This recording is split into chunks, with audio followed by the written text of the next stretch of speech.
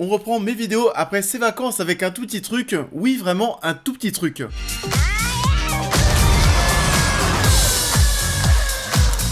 Bonjour à tous, et écoutez, j'espère que tout le monde va bien. Moi, ça va, les batteries sont rechargées après mes petites vacances. On reprend donc dès cette semaine les vidéos, il y a pas mal de choses à rattraper. Il y aura la critique de Nope, aussi de Better Call Saul qui se termine demain. Il y aura d'autres vidéos rattrapage qui arriveront ensuite, mais en tout cas pour relancer la machine, pourquoi pas parler de Groot, de ce petit projet qui arrive sur Disney+.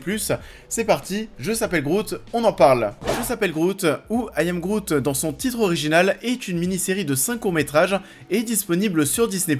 Nous voilà entre les épisodes 1 et 2 des Gardiens de la Galaxie avec Baby Groot. Nous explorons à la fois ses jours de gloire et les ennuis qu'il s'attire. Alors du coup, c'est vrai que Je s'appelle Groot, cette série de 5 courts-métrages, pendant de longues semaines, je me demandais mais vraiment qu'est-ce que ça allait être. Je trouvais qu'on avait vraiment peu d'informations, peu de communication. Je savais pas, vous savez, si on allait avoir les 5 courts-métrages ensemble ou s'il fallait attendre une semaine pour avoir un court-métrage par semaine comme les séries Disney+. Il me semble qu'on n'avait pas non plus des informations à propos de la durée de ces courts-métrages. Je vous le dis, vraiment, c'est pas long du tout. On est sur des courts-métrages de 5 minutes, et ça aussi, vous connaissez les séries Marvel Disney+, on parle de 5 minutes, générique inclus. Les génériques durent 2 minutes, ça veut dire oui qu'on est sur des petits courts-métrages de 3 minutes. On comprend très vite pourquoi la critique sera pas très longue, il y a très peu de choses à se mettre sous la dent, et au-delà de tout ça, même si c'était vraiment intéressant, important, parce que oui, ça reste quand même canon par rapport à l'univers du MCU, malheureusement, c'est très dispensable. Et ça aussi, un autre souci que j'ai eu avec la plateforme Disney+, c'est 5 courts-métrages, vous savez, ils sont pas rangés comme les séries Disney+, les séries Star Wars, où tu vas avoir tout qui va être bien rangé avec épisode 1, épisode 2, épisode 3, etc. Non, là t'as les 5 courts-métrages qui pop comme ça sur la plateforme, et il n'y a pas forcément de continuité. Il y en a peut-être un qu'il faudrait plutôt regarder en premier. Vous savez, c'est celui où on va avoir Groot qui va s'extraire du pot. Pour moi, c'est vraiment celui-ci qu'il faut regarder en premier. Les premiers pas de Groot. Ensuite, pour le reste, faites un petit peu comme bon vous semble. La quête de Groot, l'instant détente de Groot, l'œuvre d'art de Groot, et aussi un autre qui s'appelle tout simplement le héros. Du coup, ouais, comme je le disais, depuis pas mal de temps, je suis un petit peu paumé par rapport à tout ça. Je sais pas trop ce que ça va être, si ça sera long, etc. Quel est le degré d'ambition ? Bon, concrètement, comme je le disais, c'est tellement dispensable qu'il n'y a pas eu de grosse com dessus, clairement. Il n'y avait pas du tout l'ambition de vouloir créer l'événement au niveau de ce petit show de 5 courts-métrages. Et qu'est-ce qu'on peut dire d'autre ?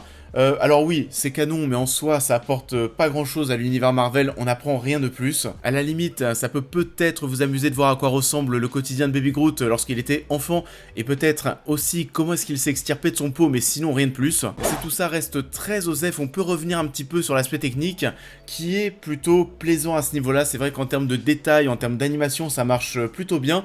Alors, ça marche plutôt bien, il y a un point qui était vraiment assez décevant pour moi, mais c'est là où tu vois vraiment qu'il y avait peu de budget et d'ambition. Rocket apparaît dans un épisode. Alors, c'est cool aussi, hein. On a ramené Bradley Cooper pour faire la voix, heureusement, j'ai envie de vous dire aussi. Par contre, au niveau de son animation, on retrouve pas du tout l'animation présente dans les films. Quand on voit bouger Rocket dans cet épisode, durant ces quelques petites minutes, vous savez, on a l'impression de regarder un téléfilm, quelque chose qu'on a sur France 2, TF1, TF1 le matin, ça existe encore TF1, enfin voilà, quelque chose qui passe pour les enfants à la télé le matin, et c'est assez révélateur. On voit qu'on n'a pas voulu en faire trop, il y a quelques petits mouvements de caméra qui sont sympas, etc. d'un point de vue technique. On sait qu'à la fin de l'année, un autre court-métrage à propos des Gardiens de la Galaxie devrait arriver pour Noël. Je sais pas ce que ça va donner, normalement ça devrait être plus long. J'espère qu'en termes de sérieux et d'implication, ça sera un petit peu plus intéressant, parce que là, concrètement, que ce I Am Groot existe ou non, et c'est clairement pareil. I am Groot.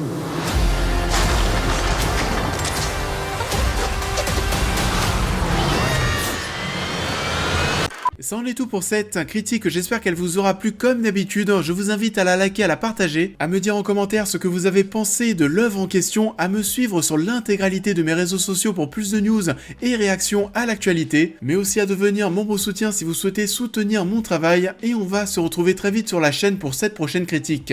What did you see? It's big. It's in the cloud.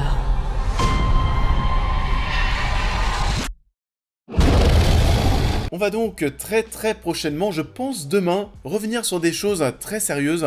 Nope, j'ai très hâte d'aller le voir, vivement que j'aille au cinéma. C'est une de mes plus grosses attentes de l'année, j'imagine que pas mal d'entre vous ont déjà vu le long métrage, vu qu'il est déjà sorti la semaine dernière. On en parle très rapidement, je vous dis à bientôt.